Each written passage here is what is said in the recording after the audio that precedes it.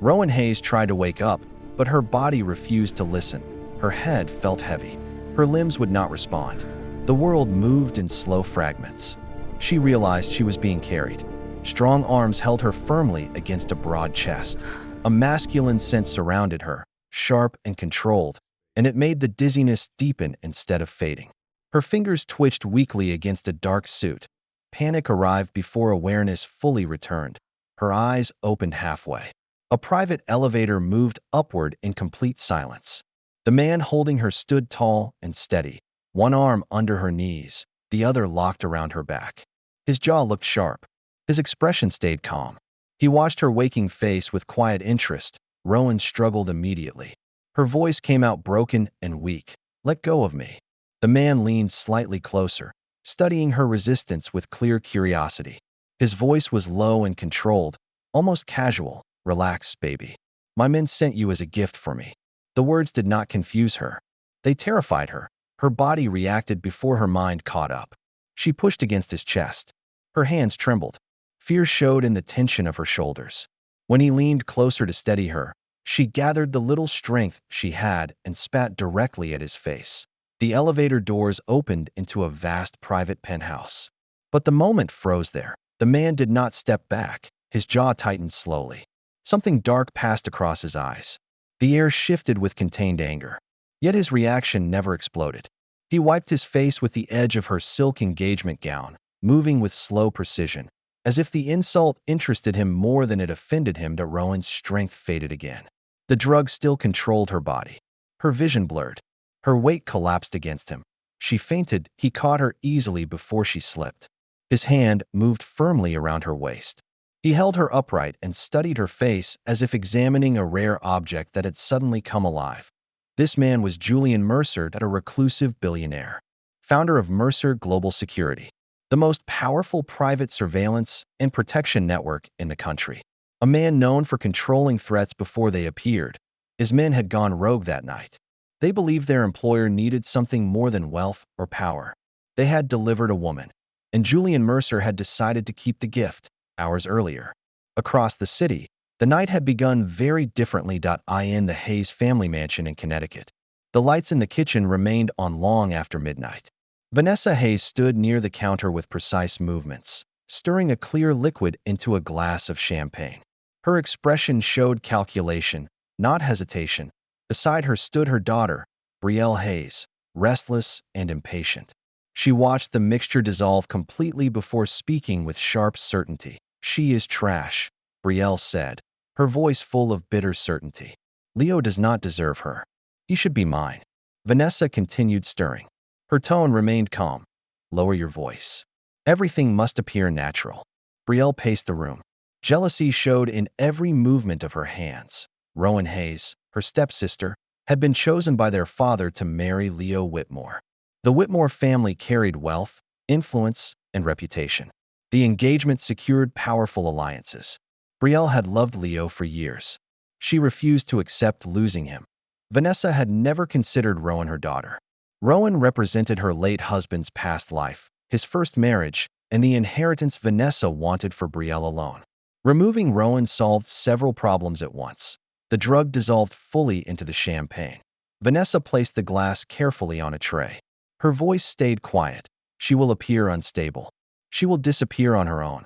Leo will not marry scandal." Brielle smiled slowly. The plan had already succeeded in her mind. Moments later, Rowan entered the room in her engagement dress, tired from endless family preparations. She trusted the drink placed in her hands. She never noticed the exchange between stepmother and stepsister. Within minutes, the world around her had begun to fade. Back in Manhattan, Rowan regained consciousness slowly. She woke inside a large bedroom she did not recognize. Soft restraints were not used. The door remained closed, but nothing physically held her down. The control came from the place itself: silent guards outside, secured windows, invisible surveillance. Julian Mercer stood near the far wall, reviewing security reports. He had allowed her to wake naturally. She pushed herself upright. Fear sharpened her voice. "You kidnapped me." Julian approached, but stopped at a respectful distance. His tone remained calm, almost analytical. "My men brought you here. I chose not to send you back." Rowan tried to stand. Her legs failed. The drug still controlled her balance. Anger replaced fear in her expression. You cannot keep someone like this. Julian observed her struggle without touching her. He spoke simply. You were drugged before you reached me. Your body needs recovery. You will stay until you are well. His explanation did not comfort her. It sounded like control disguised as concern. That night he announced her punishment for the insult in the elevator. She would remain inside the penthouse. She would follow scheduled meals. She would receive medical supervision. She would regain strength under his watch. The punishment revealed his nature clearly. He enforced order, not cruelty. He wanted awareness. He wanted resistance alive, not broken. Rowan reacted with open hostility. She refused conversation. She demanded release repeatedly. Her voice carried fear, but her posture carried defiance. Julian responded with quiet fascination. He studied every reaction. Her refusal seemed to interest him more than obedience ever could. Over the following days, his security network uncovered Rowan's history. She was not missing by accident. Julian learned about her father's arranged engagement. He discovered Vanessa Hayes and Brielle Hayes had orchestrated the drugging. Evidence showed the disappearance would be blamed on Rowan's instability. Her reputation would collapse. Leo Whitmore would withdraw from the marriage. Julian did not immediately tell Rowan what he learned that he watched her instead. She ate reluctantly. She attempted escape once, reaching the elevator before security stopped her. She demanded answers. She demanded freedom. She refused submission even when weak. He began asking questions during their controlled interactions. Why fear me more than the people who betrayed you? Rowan refused to answer. Her silence spoke louder than words. Something shifted between them. Her fear slowly changed into watchful awareness.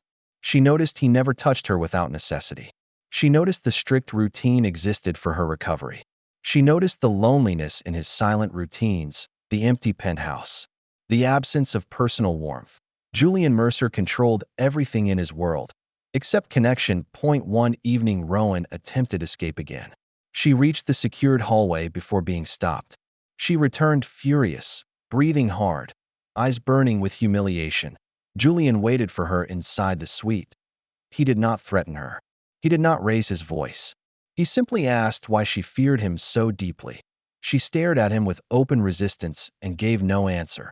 The distance between them filled with unspoken tension. Curiosity replaced simple hostility. Control began turning into something more complicated. And Julian Mercer, a man who trusted nothing and no one, found himself watching Rowan Hayes as if she had become the only unpredictable variable in his perfectly ordered world. The days inside Julian Mercer's penthouse began to settle into a routine neither of them had planned. Rowan Hayes recovered slowly. The drug left her body, but the tension inside her remained sharp. She moved through the space carefully, watching cameras she could not see, measuring the distance between herself and the man who had taken control of her life. Julian never forced conversation. He simply existed within the same space. He worked for long hours. He reviewed security feeds. He attended calls that shaped the safety of corporations and governments. Yet his attention often drifted back to her presence. Meals became their first battlefield. Rowan refused food at first. She pushed plates aside and demanded release. Her defiance showed in small actions, in the way she stood rather than sat, in the steady way she held his gaze when he spoke. Julian responded with quiet persistence. He ordered fresh meals. He waited beside the table until she ate. His voice remained calm, steady, controlled. You need strength if you want to leave this place on your own feet. She hated that he spoke with reason instead of force. Days passed. Resistance softened into conversation. Conversation grew into cautious exchange. They began sharing the same table in silence. Then, with careful words, Rowan asked why a man with limitless power lived in such isolation. Julian answered without drama. He explained how his childhood had been shaped by constant threat. His father had built a private security company after surviving multiple corporate betrayals. His mother had lived under protection until illness took her life behind guarded walls. Julian had inherited both the empire and the fear that created it, that he spoke without visible emotion. His voice carried control, but his stillness revealed old wounds. Control had become his language for safety. Rowan listened without sympathy or comfort. She simply absorbed the information. Later, she revealed pieces of her own history with equal restraint. She described her father's business agreements that shaped her future. She explained how her stepmother had slowly replaced her place in the household. She spoke of living inside a home where affection was measured by usefulness. Her voice remained steady while speaking. Her hands tightened slightly against the glass she held. Control, she explained, had always meant captivity. The conversations did not erase their conflict. They exposed it. Forced proximity began changing their behavior. Julian removed certain restrictions. He allowed Rowan access to the penthouse library. He granted her privacy in the living spaces. He stopped monitoring her movements every moment. The shift was subtle but visible. Trust did not exist yet. Space did. Rowan noticed his restraint. She noticed the careful distance he maintained when speaking to her.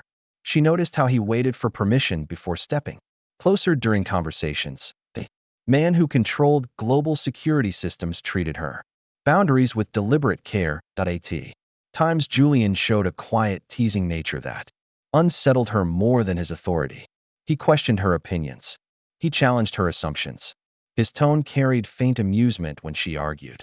Their exchanges carried tension that neither acknowledged. One evening, during dinner, she confronted him directly.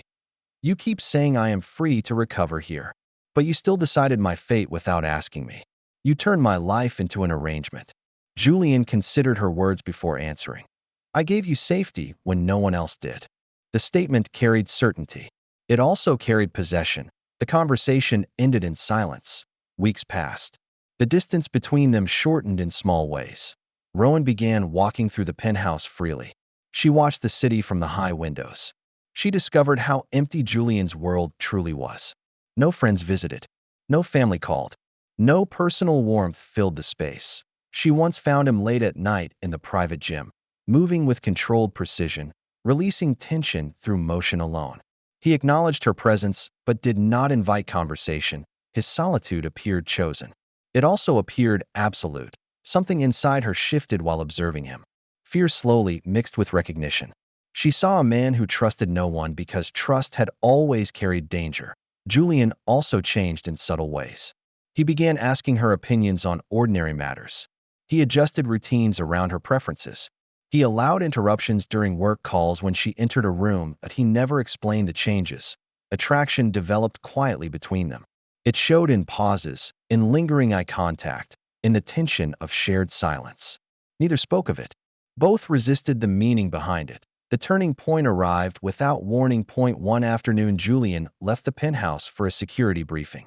He rarely left her alone, but his confidence in the environment had grown. Rowan wandered into his private office, searching for nothing in particular. She discovered encrypted files left open on a secure terminal. Curiosity drew her closer. The files contained surveillance reports, detailed records, footage of the night she had been taken, communication logs between Julian's guards discussing the gift prepared for their employer. She saw the truth clearly. The kidnapping had not been a mistake. His men had selected her deliberately after investigating her family conflict. They had believed she matched Julian's preferences. He had allowed them to proceed, that he had chosen to keep her. The realization shattered something inside her. Every moment of kindness suddenly appeared calculated. Every gesture felt like part of a design. Her deepest fear returned with full force, being treated as an object in someone else's plan. When Julian returned that evening, she confronted him immediately. Her voice shook with restrained fury. "You knew who I was before bringing me here. You allowed this to happen." Julian did not deny the accusation. He explained calmly that he had investigated her situation after she arrived. He admitted he had chosen not to return her immediately, that he spoke of protection. He spoke of safety. Rowan heard only control. She demanded release. She demanded immediate freedom. Julian watched her with steady eyes. Something shifted inside him as he listened to her words. After a long silence, he gave a single answer. "You are free to leave." No conditions followed. No argument came. He ordered his staff to arrange transportation. He restored her identity records and removed all restrictions. The decision stunned her. Freedom arrived without struggle. Yet the absence of resistance left an emptiness neither expected. Rowan left the penthouse the next morning. The world outside welcomed her with Pressure rather than relief, her disappearance had become public scandal. Her father demanded explanations. Vanessa Hayes expressed false concern while guiding the narrative toward Rowan's supposed instability. Brielle resumed her pursuit of Leo Whitmore openly. Leo himself showed hesitation. Reputation mattered more than affection. Rowan realized her family had already replaced her. Meanwhile, Julian returned to his routines. The penthouse grew silent again. Security reports replaced conversation. Work filled every hour. Yet his attention often drifted toward empty spaces she once occupied that he never contacted her. Distance became their new reality. Rowan attempted rebuilding her independence. She rejected her family's demands. She refused the arranged engagement. She moved into a small apartment away from the Hayes estate. Yet she found herself comparing every space to the strange safety she had known inside Julian's controlled world. The realization disturbed her. She missed his presence.